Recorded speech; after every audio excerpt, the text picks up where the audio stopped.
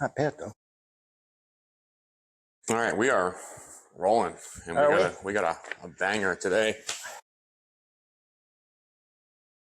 You said that you were prepared, so I've been prepared. So take us off. You know, I've been thinking about this a lot, and you shared with me some of the analytics, and it seems like whenever we talk about micromanaging, that's the topic a lot of people want to hear. You know, so I'm going to preface this a little bit, maybe piss some people off, but you know, micromanaging is kind of a newer coined business term. You know, back in the day, we would say, you know, my boss is up my butt, or they're always in my face, kind of, you know. Or they're nitpicking. Yeah, but I think people, based upon my experience, and I can't tell you how many people I've had come to me, and you know, we had a pretty open door policy, so low-level employees could come and, you know, knock on my office door or talk to me anytime. And how many times I would have, you know, like a low-level employee come and say, my boss is up my butt, you know. Or, you know, you'd have a manager come to you and say, this district manager's always in my face, you know, kind of thing. And I think a lot of people confuse structure and micromanaging. And so I've been thinking about this a lot, and I'm like, how can you tell the difference? You know, how can you tell the difference? So I kind of, you know, I wanted to make a checklist. So I came up with 10 things, I think, and I talked to you about them on the phone, didn't I? Okay. And it's kind of like, okay, if you're experiencing 0 to 3, it's probably just structure. You know, no one likes to have a boss. You know, if you're like in the 4, 5, 6 range, you know, there's cause for worry. But if you're in the 7 or above range, you're definitely being micromanaged. This is my thought on it. Okay. And then I'm going to also, I want to contrast that with what kind of normal would be, right? Okay. And then you know, we'll just play off each other. Okay. All right. So are you constantly being, you know, is the person that you report to constantly checking in with you? Are they constantly texting you? Are you constantly getting pings from them? You know, that's 1. 2, are you told how to do the small steps all the time, not just the outcomes? You know, it's like, we want to achieve this metric, whatever it may be, whether it's revenue, whether it's labor, whether it's waste, whether it's food costs. This is your measurable metric, period. But if then and you're going to do it by doing A, B, C, D, E, F, G, H, I, J, you know, that's micromanaging. Is your work constantly getting redone, or are they constantly nitpicking your work? You know, I always wanted to know. I always wanted the outcome. I didn't care how you got there, as long as it was legal and moral and ethical, right? And you weren't an ass about it. So these are 0 through 3 right now? So I'm reading 10 things. I made a list of 10 things that I think are micromanaging. If you're experiencing 0 to 3 of these things, you're probably not being micromanaged. Okay, now I got it. All right. I thought you were talking about like a rate of perceived exertion. No. So I'm giving you a list of 10 things. Okay. If you're experiencing 0 to 3 of these, you're not being micromanaged. You just don't like having a boss. Okay. You know. Yep. If you got 4, 5, 6, there's some cause for concern there. 7 and above, you're definitely being micromanaged, and maybe, just maybe, you know, you need to rework your strategy, or you need to think about some other opportunities. Yep. So I gave you 3, right? If you have little room in your job to decide or try new ideas, you might be micromanaged. Yep. If you need to get approval or seek approval, even for the simplest of tasks, you might be micromanaged. If the trust between you and your direct report doesn't increase over time, even after you've had some good results, you might be micromanaged. Yeah. I guess I only had 6. I thought I had 10. Maybe I have it somewhere. So constant check-ins, you might be micromanaged. If you're constantly be told how to do the small steps, not just the outcome, you might be micromanaged. Mm-hmm. Oh, wait, I do. If you feel watched more than supported, it might be micromanaged. Yeah. So if you're experiencing a couple of those, you're probably not being micromanaged. But if you're definitely experiencing a majority of those or more, you're definitely being micromanaged. I disagree. I think if any of those are in play, you're being micromanaged. It's just the severity of it. Because you could only have one thing. Like, example, and I think this is common in this industry, and which is why I think you and I are having these conversations. There are a lot of people within the hierarchy of an organization who operate one level down. Exactly. Yeah, I agree with that. Right. Why is a district manager looking and approving and working through the schedule of the restaurant manager at the store? That doesn't make sense to me. So if that's the only thing that you're experiencing, that's still micromanagement. That's still micromanagement. Why isn't ARL walking through next week's schedule of the RGM that the RGM made and tweaking and adjusting and saying, well, we need one more person here, this, that, and the other thing?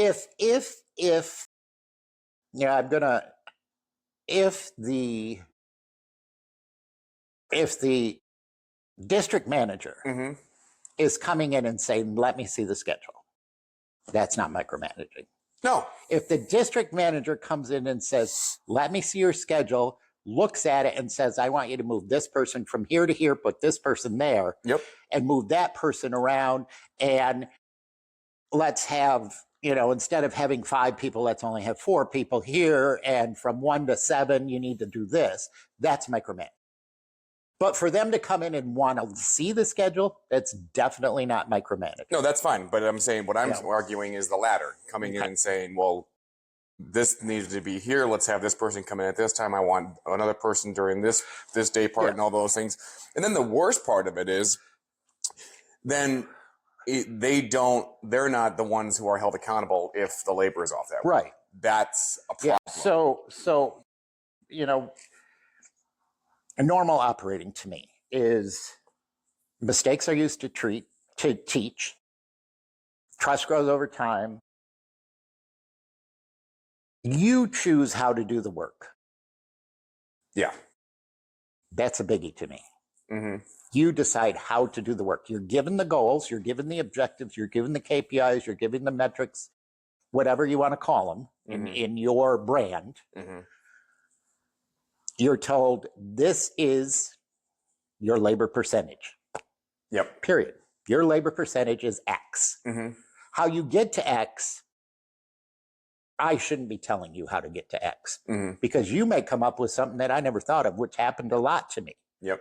In the beginning, I was the bee's knees. I thought I knew it all. Right? Learned over time, less control equals more control. Exactly. It's crazy. Right. It's crazy. That's a big one for me is if people are operating one level down. Right. That's crazy. Because then you're just doing that job for them. And then what am I? Am I just just an extremely overpaid food champion? That's fine. But then if you're going to strip my autonomy away from me to do the job that I've been hired for, then don't hold me accountable for it. And look at patterns. Don't look at one bad day. Everybody, including me, as you know, I had a bad day. There are times where I would go in and you could definitely, my God, David's micromanaging me. But it wasn't a pattern. Oh my God, I'm stressed out about this store and da-da-da-da-da, or I'm stressed out about this region or this territory. Boom, I'm there. Yep. I'm in your face, but it's not a pattern. Yeah. And I think, I think that take a deep breath. If you're an employee or you're feeling like you're being micromanaged, take a deep breath and evaluate it. Try to take the emotion out of it and evaluate it. Hey, is this a pattern with this person? Is this like every week kind of thing? Or is this, I think you've seen me when I've been pissed. you have to see if it's a pattern. Then also you have to do some more investigation on your side, metaphorically, not literally, in terms of, is this person the micromanager or is the person above them the micromanager? Right. And if that's the case, then you'll be able to afford the person who's micromanaging you more grace, because it's just shit rolling downhill. Oh. It's not that person. But regardless, you might still want to start looking for some opportunities. But here's the thing that I think a lot of people maybe don't even know, David, and maybe, again, that's why you and I have these conversations. How much micromanagement in this industry do you think is unconscious? Well, a big percentage. Do people even know that they're being controlling? Do people even know that they're micromanaging? One of the things that I did a thought process too of, am I a micromanager? Mm-hmm. And I made a list. I don't think I'm a micromanager, but am I? Let's go through a thought process. And I made a list of, can you answer yes or no to this question? And if you can answer yes to a lot of these questions, you're a micromanager. May not realize you are, but you are. So you want me to do that? Or you want to come back to it? I want to come back to that. I want to come back to it because I do think that might be. I want to give the benefit of the doubt to the industry because it redeemed me. I want to give the benefit of the doubt to some of the people that I've worked with and for. It's like, okay, do you actually know that you are? Right? Because that might be part of the problem. And that's what I talk about in my book, default, right? A lot of people are unconscious to their own self-sabotage because they're just programmed into it. Do you not know that you're a micromanager? Well, then maybe we need to. Yes. So let's answer those questions. I think that if you want to be a good leader, you have to be humble. You have to have a lot of self-introspection, self-reflection. Mm-hmm. Constantly have to be self-reflecting, right? Mm-hmm. Because I'm like, okay, David, let's do the, let's stop. Am I a micromanager? Well, what page did I put that on? Last one. So I drive around and I voice memo. Hey, okay. Hey. Mm-hmm. And then I try to put them all together into notes. Okay. But, all right, here it is. Am I a micromanager? Do I tell people each small step? Yes or no? Just yes or no. Do I ask for updates multiple times a day? Am I constantly texting my people? Hey, tell me about this. Hey, tell me about that. Yes or no? Am I redoing their work instead of coaching them? Am I letting my people fail? Yes or no? Do I need to approve all the small tasks? Do I need to approve the schedule?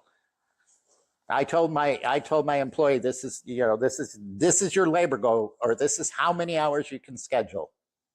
I don't need to approve it. Mm-hmm. If they're within that, I don't, and if they fail, like, hey, I gave you whatever many hours that you could schedule this week. And you did not have enough people on Thursday, and you had too many people on Monday for lunch. You have to be able to let them fail. Mm-hmm. Right? That's the biggie. Yeah. That's a huge one. I want to talk about that for just a minute. You've got, if you like the leaders, I'm making air quotes, in this industry are so myopic about that. You can't see past the next day part, right? That's a problem. You've got to be able to let your people fail, because failure is the best teacher. Right. I jump in before they even try. Yes or no? Like, what do you mean? What do you mean you didn't walk this person through their truck order for the first time? I gave them a budget. Like, they need to, like, if they, once they screw it up, they're gonna be like, well, I can't do that next time. Right. I keep going. I'll go down the list here. I focus on small details over results. Yes or no? I struggle to let go of control. It's a biggie for me. Yes or no? I trust my way more than their way. Yes or no? I feel uneasy when I'm not involved. A little bit of that the fear of missing out, right? FOMO? I think it's worse than that. I think it's No, I think it's messianic. Like, you think that you are the savior. My team has to wait for me to decide. They can't make a decision on their own. That's another biggie for me. You know, it's that and I can almost automatically tell, you know, if talking with employees, walking into a store, and the employee can't make a decision on the spot without saying, "Oh, my manager will be here tomorrow." So that's a big pet peeve of mine. If I have an issue as a customer and I go into a store, bring it to the attention of the employee, and the employee says, "I'll take your name and number, and my manager will call you tomorrow." This is a micromanaged location. Yeah. You know, empower. We talked about empowerment a lot too. You know, so I think every person who has someone, even if it's just one person that reports to them, they need to self-reflect. Maybe, you know, make some questions down what they think, like, you know, and then say yes or no to them. You know, and if they're answering yes to a big percentage of those questions, they're a micromanager. No, I agree. I think there's a lot of that in there. I think that one of the biggest ones is not being able to see past the next day part. Huge problem. Right. Well, whatever. I'll give you a perfect example. The other day, I have an opening manager who is a 19-year-old kid, and he is phenomenal. I didn't hear a single thing about what happened that day. It was a disaster. He sent somebody home because they were sick. Another person no called, no showed. So they ran a 3-person lunch on on a Friday. Yep. And so they got killed. There was 7-minute times and all that stuff. I didn't get one text, one phone call, one nothing from this kid. Because he knew that he was just going to get it done. He knew I was not going to rip his ass when I came in there. And he knew, looking on, he wasn't myopic. He saw the staff that we were going to have for dinner and for late night, and like, I think they'll be able to get it back. So he did the best he could. Was he ready to go home when I got there? Yeah. But he wasn't cowering with his tail between his legs or asking me what to do during that crappy situation. He just handled it. Yeah. And so this is something I've been thinking about. He owned the results. Yeah, and he knew I wouldn't be. He knew I wasn't going to get mad at him. He owned, so that I wrote these are things I just jotted down. Do you feel free to do your job? If not, that's a problem. Do you own the results? And then you kind of mentioned that with the scheduling thing. If I'm telling you are responsible for X percentage in labor, and then I come in and do your schedule, you don't own the results, right? But if you're being held accountable for them, but then I'm you're still, being micromanaged. But then you're going to be micromanaged, because I'm still going to, you know, it's like, I'm trying to think of an example, but it's a no-win game for the person who's being micromanaged, because if it's good, it's your success. If it's bad, it's my failure. Right. You don't own the results of the schedule. You're held accountable for the results, but you don't own the results. Yeah. If I tell you, hey, Hunter, you have X amount of hours to schedule this week based upon historical data, blah, blah, blah, blah, blah, right?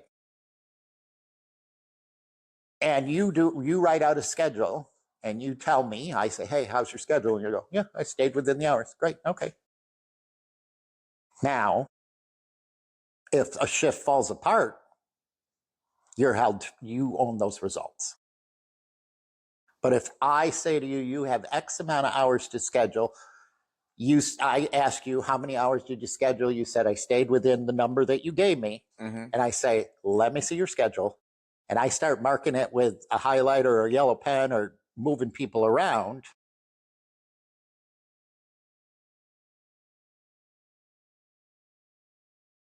You don't own the results. You're going to get blamed for it, but you don't own it. Does that make sense?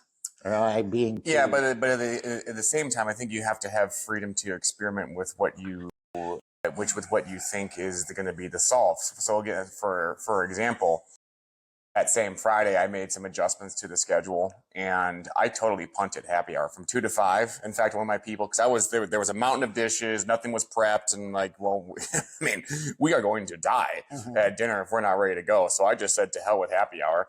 And some people, very myopic leaders, might say, what are you doing? Customer first. Get on the line. Get the food out the window. Like, no, sorry. Employee more first. Yeah. Thank you very much. And so I took care of the entire store, got the dishes done, made sure that we were prepped for dinner, and made a few adjustments to the schedule. So we were, and I'm going to make air quotes here, overstaffed. So then we could just push cars through the line to bring the time not only for the day part, but for the entire day back down. And that's exactly what we did. Right. And you know what else we did? Because we were so fast, because we were overstaffed, we actually ended up positive on labor. Because we were pushing cars through. You were able to get more customers through, i.e. revenue increased. Mm-hmm. Yeah. I mean, that's a big thing in the industry. And I think that nobody was stressed. Nobody was overworked. Nobody really even felt it. We're looking at the numbers. It's like 700, 800, right. 900, 800, 800, 800. And we're sitting there, there's 7 of us. It's like, do you guys see these numbers? It's like, we didn't even feel it. Why? Because we were overstaffed. And it's like, hey, but we were all fast. Everybody was having a good time. We were number 1 out of 40 stores in the entire region. And I think that's a big problem in the industry, is that sometimes we get so focused on labor percentage. Like you say, skip over the dollar to pick up the penny, right? You look at the wrong number. Yeah, I think sometimes looking at labor is looking at the wrong number. Yeah.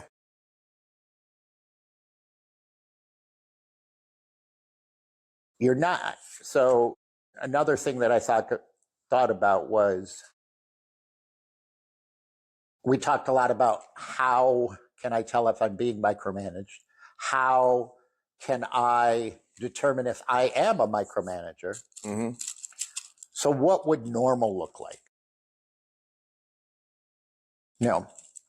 What does normal look like? I think normal looks like the way that it looked when I used to work for you at Subway. Yeah. We have a meeting once a week. Right. And we talk about the numbers and what we're going to do to move forward. Like what worked, what didn't. Right. Clear goals and deadlines. You choose how to do the work. Mm-hmm. Check-ins are, this is what you said. The check-ins are set and spaced out. Mistakes are used to teach, and trust grows over time. I mean, one of the first things you said to me in one of our very first meetings when I told you, or when you appointed me the manager at the store down here,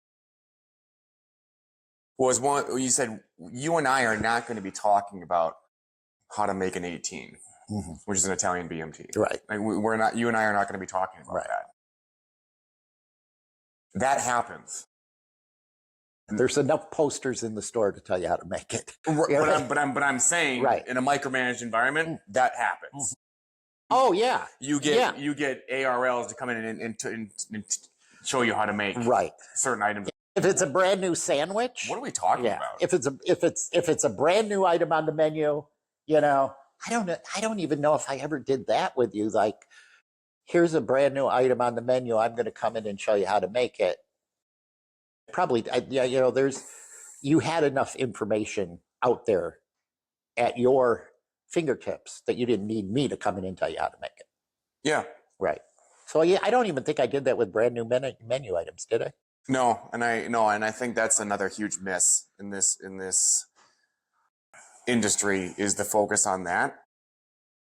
I really do think so. I especially because it's fast food. I mean, I think in a lot of ways, micromanagers in this industry try to get their people, their service, their store to act like a full service restaurant. I mean, there needs to be formulas, especially in QSR. There has to be formulas. But also know who you are. Right. You're a quick service restaurant. Stop trying to act and appear to be a full service one. That's not the narrative is totally lost at that point. It's totally lost. It's totally lost. Yeah, but we talked about this before. Quick service restaurant, and the point of conflict is between the quick and the service.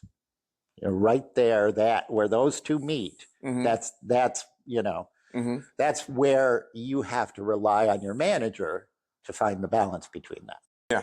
Between quick and service, just circus in a morgue. Mm-hmm. Mm-hmm. Yeah. Like some of the things you're doing that I think are so phenomenal. The werewolves and the revolution and all of that without getting real brand specific, and how you're doing that and motivating that I think is so cool. Mm-hmm. That and you're finding that balance between the circus and the morgue. Yes. That hey, everybody that you're doing that with knows beyond a shadow of a doubt that they're there to do a job. They know they're there to do a job. They know they're there to get people through the line, in and out, however you want to do it. But they're also having fun while they're doing it. Yeah. The fun is the motivating factor. Yeah, so we have in our stores monitors, as most quick service restaurants do, of every store in the region. And there are 39 stores in our region, and there's a culture being built at the store that I'm at now that, hey, they're the fastest store in the region. Mm-hmm. They're number one every single day part. And I was talking to my closing manager last night, and he just said, how does it feel? He's like, so good. Yeah, feels good. Yeah, because being number one is more fun than fun is fun. Right. And being number one is more fun than fun is fun. Because when you go into a store and you see that they're having fun, but they're not producing, well then that's out of balance. But when you're number one, then it's like that's a good time, right. And then you start being werewolves. And so that when Jared's talking about being a werewolf, one thing that I do with my stores, whichever one I'm at, is I see the biggest problem and I make it the cool thing to be a part of. So my first store, we could not control the amount of food cost or the amount of food that we were wasting. And so I took a methodology, stir, scoop, tap, which is how you portion beef. And I made it something cool. And I turned it into a hoodie. If we were able to control beef and that period perfect, then we got them all hoodies. So I took the thing that was the problem and I made it the solution. Same thing with the store that I'm at now. The problem is after 5. We need to figure out what's going on there. And so then I just took the problem and quick enough. Yeah. And so, okay, well, we own the night. Mm-hmm. And so after 5, there's a transformation that takes place. And so I have AI turn us into werewolves in front of the leaderboard because we're all holding up the ones. And then it just turns us into werewolves, which is a fun thing. Oh, yeah. Yeah. The quickest way to turn my eye to a store, it's like when you have a landscape of multiple stores, one of the quickest ways to turn my eye towards a store and say, what are they doing? Was if an employee from another location said, I really want to go work at that store. Oh, really? I really, and that would happen every so often, someone from 3382 would say, I really want to go work at 45655, mm-hmm. And then if I heard it more than once from more than one person, it's like, what is 45655 doing? Yeah. That these people from store A, B, C, D, E, F, G want to go work there. Mm-hmm. So then my eye would turn to that store and I'd, mm-hmm. Hey, what are you doing? Is it they want to go work at their store because there's no leadership in that store and they can get away with crap? Or do they want to go work at that store because they have leadership? This is how, and can I take that and can I take what that person is doing and duplicate it? That's a hard thing to do. Yeah.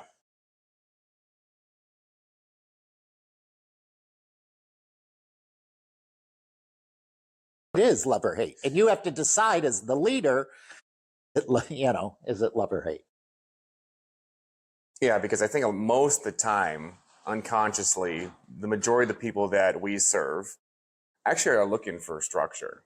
That I totally agree. Not looking for micromanagement. No. But they're looking for structure. Hey, you're going to show up on time. You're going to do what you're supposed to do when you're supposed to do it. And we're going to have fun doing it. And I'm going to protect you as your leader. I'm going to protect you not only from the boss's boss's boss, but I'm also going to protect you from your fellow coworker. Yeah. Because one thing that a high-performing individual hates is working with someone who's not high-performing. And I also think the inverse is true. If I just want to coast, I'm going to hate working with you. Yeah. And so you'll leave. That's fine. Or I will try to sabotage you.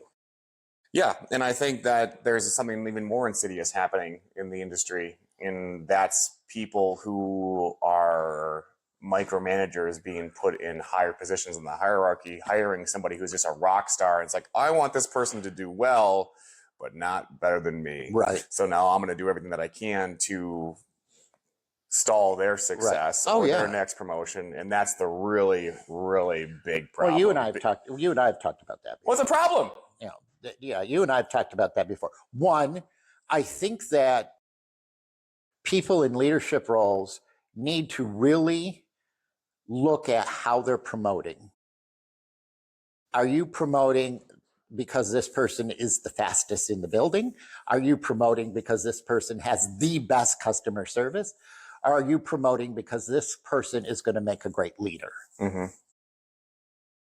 Because the fastest person in the building, it may not be a great leader, but you just promoted them. Yeah. Right? You're promoting. Or are you promoting because you're afraid? You're afraid that they're going to show you up. Well, then you wouldn't promote them. No. So you're not promoting them. You're promoting someone else over them. So here you've got two people here. Here's a great or you're stalling that person's promotion to satisfy the people that have been promoted to a position that person's trying to get to, so you don't create waves in the organization. Wait a minute, this guy's only been here 11 months. Should we not promote this guy? That might cause some waves. It might stir up some controversy amongst the rest of us. Are we sure we want to do that? That might be the exact person we need to promote, so we can get all you weak people out of here. Right? My position was a little bit different, but I wanted everybody gunning for my job. No kidding. I want everybody, and so I want stores or managers. I want all the managers gunning for the district manager's job.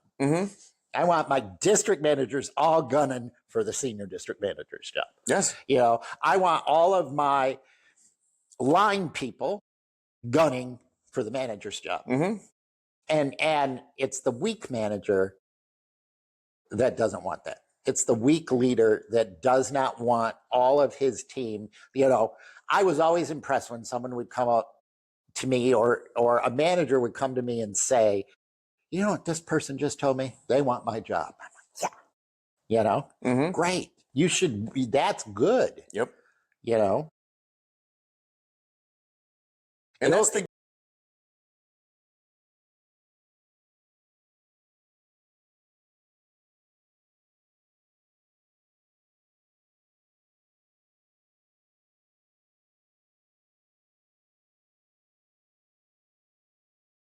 understand it. So you sit down and talk to the,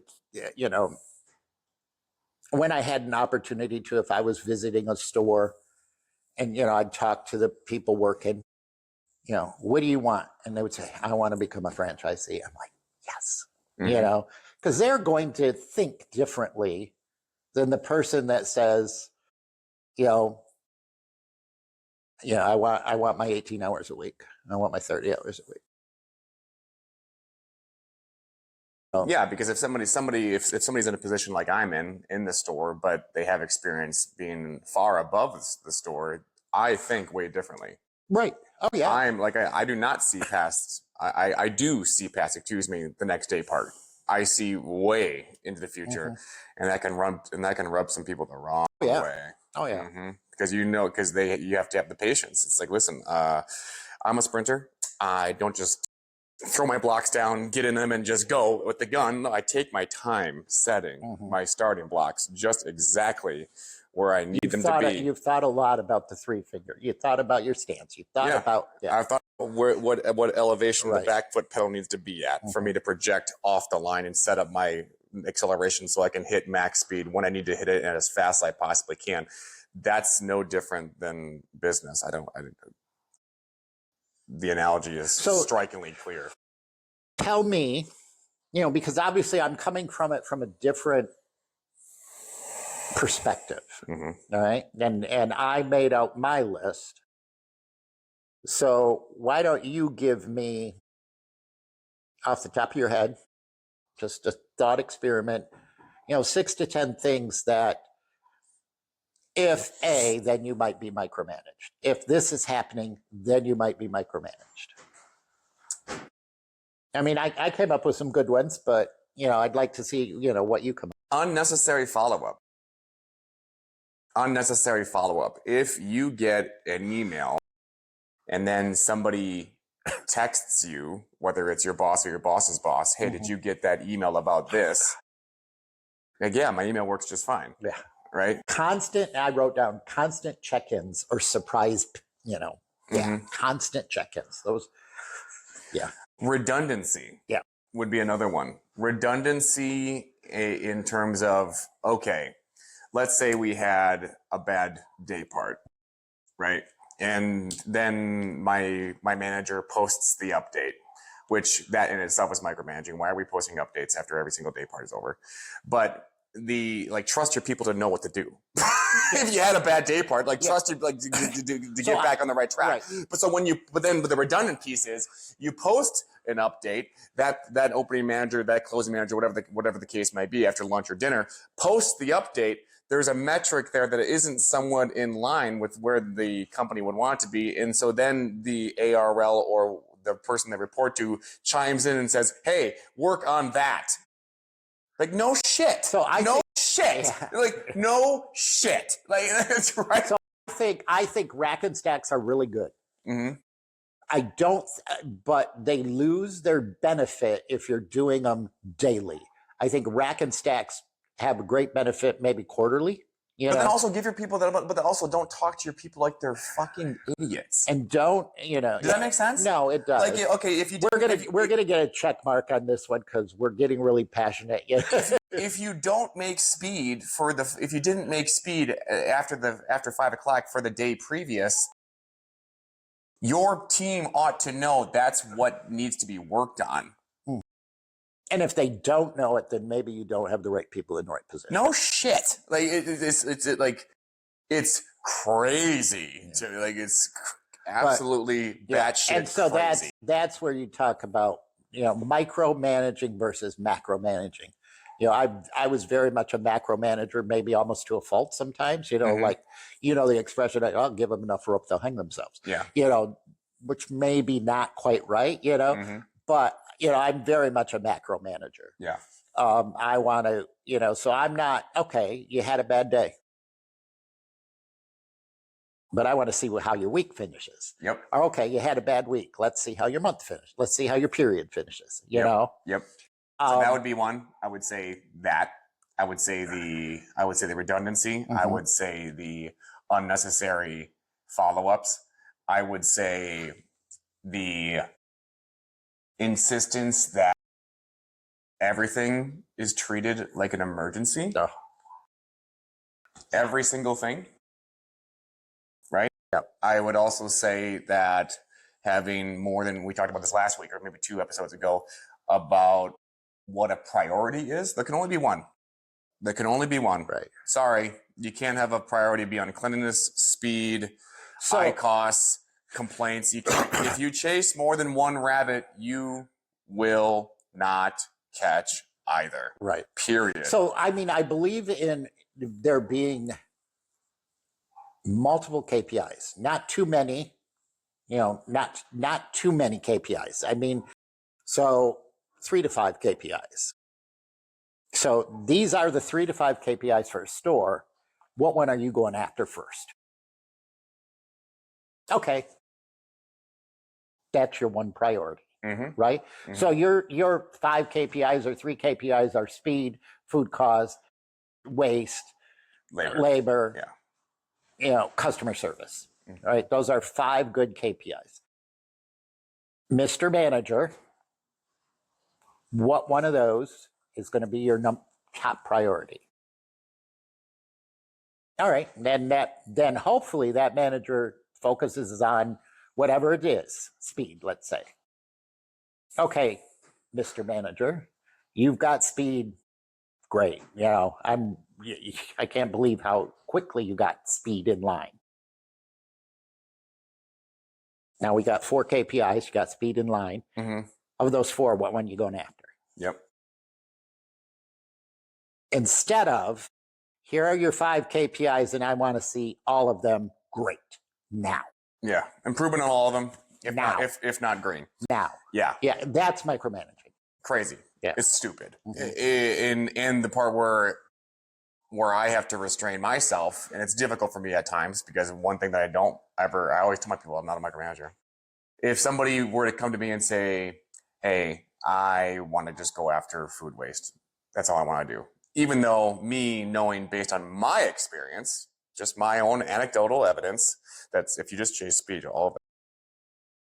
But I have to let them learn. No, but to me, that's great. And I would encourage that person. Okay, you are now my guru of waste. Yeah. You're my go-to person. Whenever I have a question about waste, I'm going to you. Talk empowering. Right. I as the store manager have set the goal of speed. That's the KPI I as the store manager I am focusing on. Yeah. But I got this guy over here that's really gung-ho about waste. Yep. Go for it. And hey, crew of 30, 40, 50 people, Joe over here is our go-to guy on waste. And if he comes to you and says something to you about how you can improve waste or, hey, you're wasting crap, listen to him. Right. We're still, as a store, we're going after speed. But this guy's been empowered to watch our waste. Yep. And this guy has empowered to watch our customer service. So if he comes up to you and says, hey, I would have this is how I would have handled that customer. You listen to him. Yeah. So I don't know how many that was. Unnecessary follow-ups, redundancy, too many priorities. Yep. Everything's an emergency. Trying to think of other things off the top.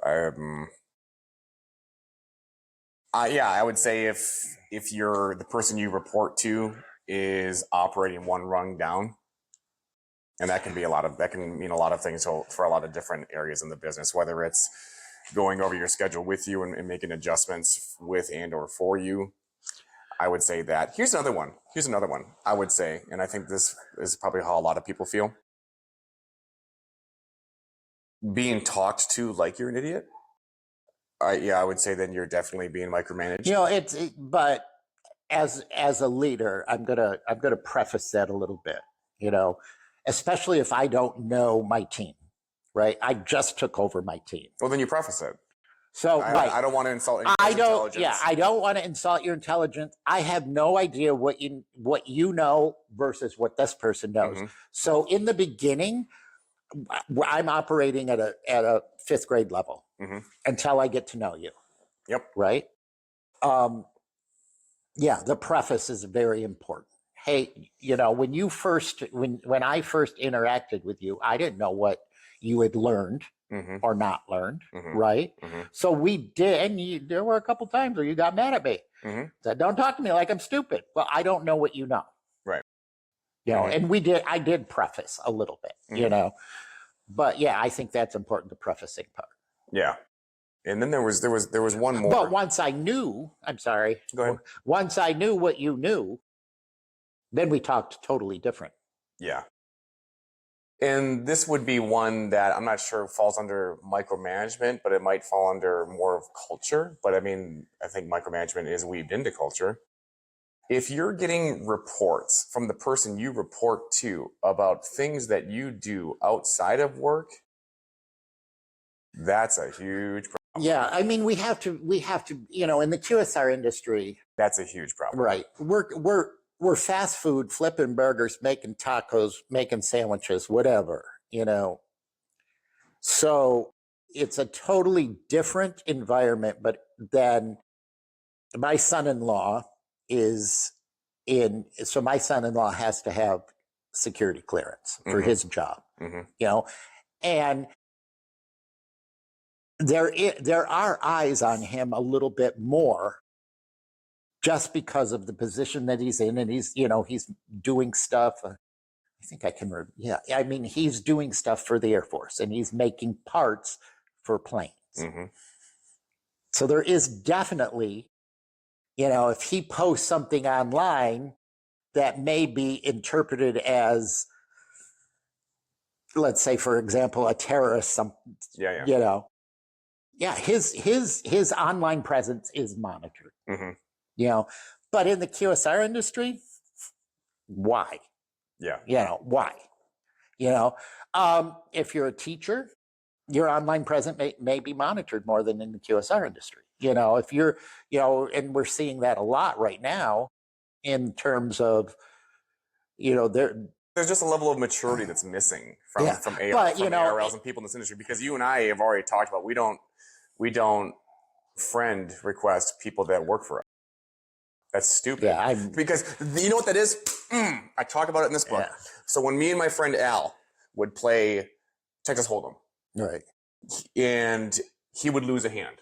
And so if you're unfamiliar with Texas Hold'em, you get 2 cards. You have to make the best 5-card combination of the 5 cards that eventually come out on the table there. And before there's what's called the flop, there's 3 cards that are burned. And then before the turn, there's one that's burned. And then before the river, there's another one that's burned. So there's 5 cards that are face down in what's called the burn pile. And what this guy would do, and I always made fun of him for it, I'm just like, dude, what are you doing? You're looking for disappointment. Those cards were never, ever in play. He'll look through the burn pile and be like, oh, there was the card I needed right there.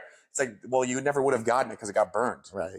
That's what we're doing when if you're an ARL or a restaurant manager and you're friending somebody that works for you, works under you, and you're staying up to date on what they're doing outside of work, you can interpret and sort of self-prophesize something that was never going to happen, but you looked into it as such, Right. because this person's experiencing something outside of work. Well, what's going on with that person? Is this person going to leave? Does this person hate me? I should probably have a one-on-one with them and then talk to them about that. And be like, what the fuck are you doing? We're trying to watch our you know. Well, no, it's a problem. Dude. No, it's a problem. no, we need to talk about it. I was commenting about your word. I know. The language. I know.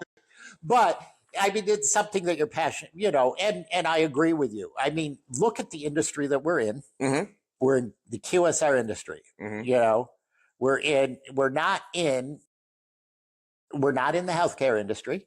Right. You know, that if a nurse made an online post about, you know, if nurse made an online post about, I'm not going to treat anyone who's a Republican, Right. then that nurse should lose their job and their license. Mm-hmm. In the reverse, if I'm a Republican and I'm a doctor and I said, you know, no Democrat better cross my I'm not going to treat a Democrat, Mm-hmm. I should lose my job and my license. Different criteria for different positions, but if we start treating fast food as if it was a teacher or a lawyer or a doctor then we got to, we're nuts. We got our screws loose. Endorsing and creating and perpetuating a culture of toxicity. Crazy. Yeah. It's crazy. And the fact that if you have people that report to you that are texting you somebody else in your organization's TikTok videos or Instagram reels, and if your response is nothing short of, why are you sending me this? Then you're endorsing it. So the only time that I would probably make a decision about someone is if they were hurting the brand. Mm-hmm. So if this, you work for this brand, mm-hmm. for me, and this is the brand that we work for, and you are TikToking, Instagramming, social mediaing how horrible the brand is, then we might have a conversation, or you might not work for the brand. Which is different than somebody. That's the only time that I would probably. But again, that's why you and I are, as your grandchildren say, built different. Right. I mean, although we don't work for the brand anymore, we love them. Yeah, we love the brand. I love the brand. I mean, that the brand was my life for 30 some years. Yeah. I love the brand. Mm-hmm. And I will talk positively about the brand publicly. Mm-hmm. And why wouldn't you? Yeah. Right. Same thing that but that's why we have these conversations, because we're trying to fix problems and fill voids in it. I mean, I love QSR, and because I love QSR, I'm going to talk positive about QSR, but I'm also going to point out some discrepancies that I see. Right. Mm-hmm. But I guess going back to micromanaging, we gave you a lot of. Can you answer this question? Yes or no? And if you can answer yes to a lot of those questions, you may be micromanaged. So what do you do if you are? So do we have a call to action, or do we have a next steps? we did talk about that in that micromanaging one, the podcast that we did a few podcasts ago. Mm-hmm. We talked about, but I guess I would. Let me see if I wrote anything down about that. I think I covered these. We covered these, talked about them a lot. But if you feel like you're being micromanaged, have a conversation with the person that you report to, void of emotion. Don't go in it, like that. Mm-hmm. You're immediately going to turn that person off, Mm-hmm. Especially if they're a micromanager, you're really going to turn them off. Mm-hmm. But just ask, hey, what does success look like for me? You promoted me to be a manager, district manager, or because the internal problem is they don't trust you. Yeah. What does success like? Can I, and you did this with me and I loved it, but can we agree on a set check-in? So every Tuesday, can we talk? Mm-hmm. Just, for half an hour, just, or can it only be on Tuesdays, every Tuesday, so that I can plan my schedule and that I am totally and 100% available for you? Because if you call me on Wednesday, Thursday, Friday, I may have to tell you, hey, I'm waiting on a customer, I can't do that, But can every Tuesday at 2:00 from 2 to 2:30, can we just sit down and really talk about everything that happened for the week? But if you call me, if you're constantly checking in with me, I may not be able to give you my full attention, because I may be dealing with an employee issue. I may be dealing with a customer. I may be having to wait on a customer. I may be working on, so. But going over, do you remember the first thing off of the control sheet that you had me hone in on? Do you remember? Tell me. Cost of goods. Oh, yeah. Cost of goods. And you didn't tell me how to get there. You just told me the range. What it needs to be. Hey, like, Hunter, we'd like this to be between 28 and 31%. And I'm like, got it. And so then it started getting better and I get it better. You didn't tell me how to do it. You told me a budget to operate within when ordering my trucks. And then I got so anal and neurotic about it that I had the whole counting thing down to, I mean, I did not look at, oh, that's 3/4 of a pan of ham there, I'm going to put that into the counter. Like, no, I took an empty container, a 3/4 container, and put it on the scale so I knew what that weighed, and then I could tear that out, TARE, and then put the one with the full ham in it, so then I could deduct from there what the weight of the cam and then the weight of the ham in it, and then that's how much ham I knew I had on the line, and then you could extrapolate that throughout the entire store. Like, I got so obsessed with it, then it just became like bang, bang, bang. And then I imparted that wisdom onto Victor, who then went to run that store. Right. And then another guy who used to work for me who went to do the store in Standale. You didn't tell me how to do it. No. I figured it out. Right. I gave you the goal. But you gave me one thing to focus on. Right. And then what happened? Oh, and there's also some other things expositionally. I was humble, I was hungry, had great customer service, and then we were able to get back to pre-code numbers and all of those things. But just like you gave me the one thing that I needed to fix in that control sheet, like, got it, right? And that's how I built my name on the industry, right? In that industry, and with that concept was coming in at prime, right? Yep. So I totally derailed you there, but that's so. Set, if you feel like you're being micromanaged, that's how. If I feel like I'm being micromanaged, how can I deal with it? Yeah. Right. So have a non-emotional conversation with your boss. Ask for an agreed upon check-in time. Yeah. Show your progress before you're asked. Hey, did you see we hit speed in this day part? Tell them your progress. Yeah.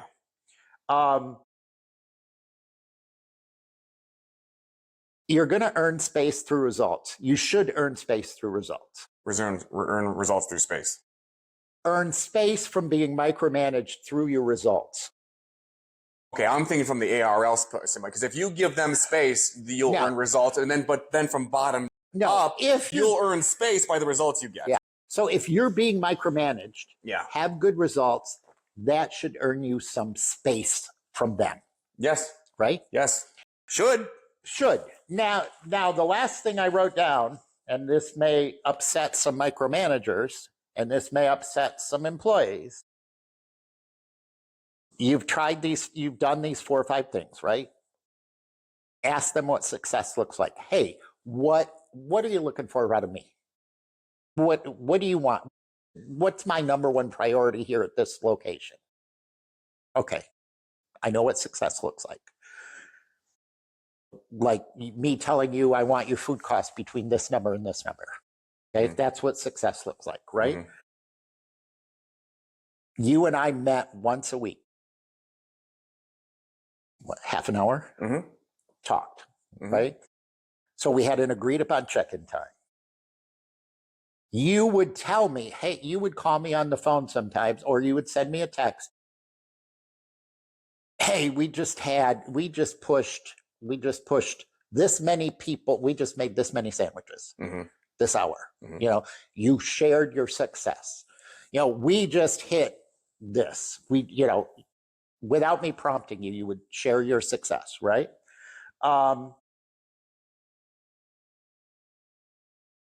This is a little hard for me because I was more of a macro manager than a micromanager, but I kind of left you alone. The more I knew you, the more I left you alone, almost to the point that you said, David, are you going to come and visit me? So those 4 or 5 things, try that with your micromanaging boss. The last thing I'm going to say that's going to piss people off is, if you tried all that and you still feel like you're in the weeds, move on. Walk away. Yeah. If the issue then is not you. No. The issue isn't you then. So the first 4 things, 5 things that I told you to try, maybe you're the issue, you don't know. Maybe you're being micromanaged because trust, they don't know you, whatever. Right. All right. But if you've tried all those 5 things and you still feel that issue is there and there still is micromanagement, then the issue isn't you. and you need to think about moving on. And you might be in such a toxic environment that they're actually wanting you to leave. They just don't want to fire you. That's, what do the Japanese call that? Window sitting. But no,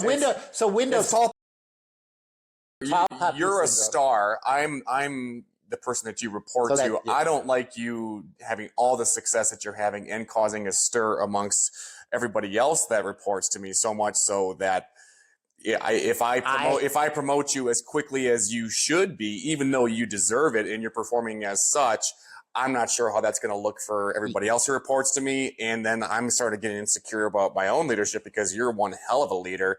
I'm just going to stifle you and punt your promotion with new objectives and things in your path. You've got to get the hell out of there. Yeah, get out, or, I mean, that's the bad leader. The good leader is... That's not a leader at all. No, that's not a leader. But the good leader then is going to try to find something,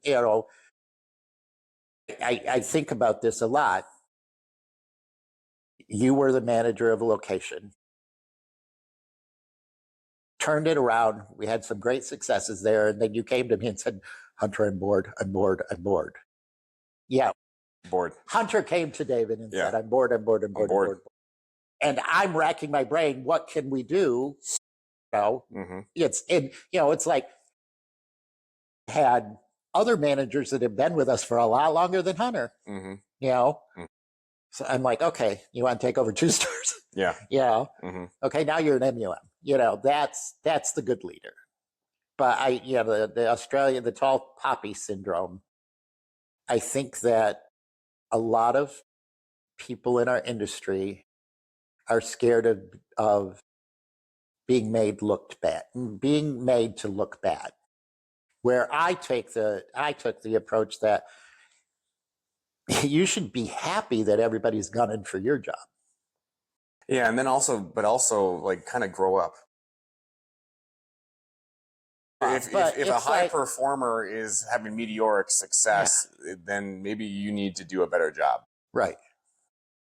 You need to do a better job, or you need to reward their success. Don't try to undermine their success, reward their success. So, and the other thing that really upsets me that I see people do is promising people that report to them something that's not within their authority to promise. Yeah. That really upsets me. There's a great way to ruin trust. Yeah. And I'm your boss. Hey, Hunter, we're going to promote you. You're going to be promoted. You're getting promoted. You're going to become this. All you got to do is achieve X. Right. I have no authority to promote you. Yeah. But I'm promising you're going to get promoted. That upsets me. And I've experienced it where a store manager would tell an employee, I'm going to make you a store manager. You're going to become a store manager. You don't have that authority to make that person a store manager. Their district manager does, or their senior, that's not within your authority. And you promised it to that person. I think that happens, but I also think, again, the more malicious thing that happens is when you dangle that carrot in front of the high performer and they get it in way faster time than you thought. Right. And now everybody else that you have in that position that high performer wants to get into is thinking like, what the hell? This guy makes us feel uncomfortable. And now you take another carrot and be like, oh, okay, no, this one. Oh, you go, geez, they gobbled that one way faster than I thought. So then this one. Then this one. Yeah. That's like, the worst. It's manipulative. The worst thing you can do to a high performer is lie to him. And is to lie to them. And the worst thing the quickest way to lose a high performer is to offer them a carrot and then don't follow through with it. Yep.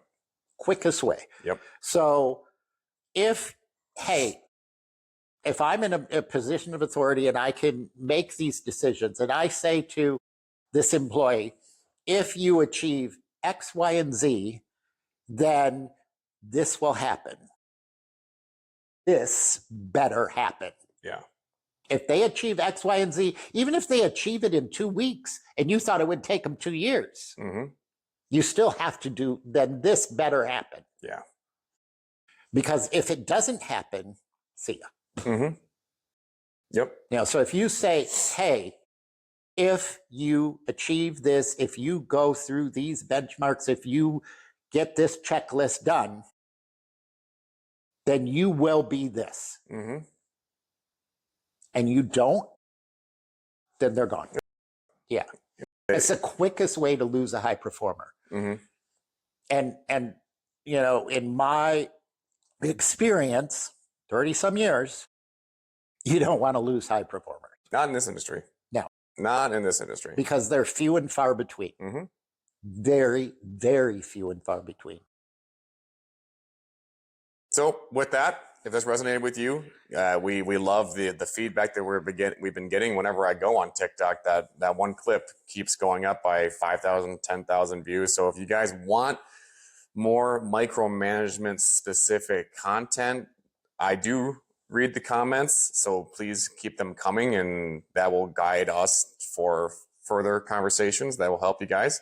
And in the meantime, share the show, follow us on LinkedIn. 5-star reviews. 5-star reviews only. And if you need more content on some of the other forms of self-sabotage other than micromanagement, then pick up a copy of my book at huntersharnatsky.com or Amazon. It's The Way Out of Self-Sabotage into Self-Mastery. That's all we got, and we'll talk to you guys next time. Thank you.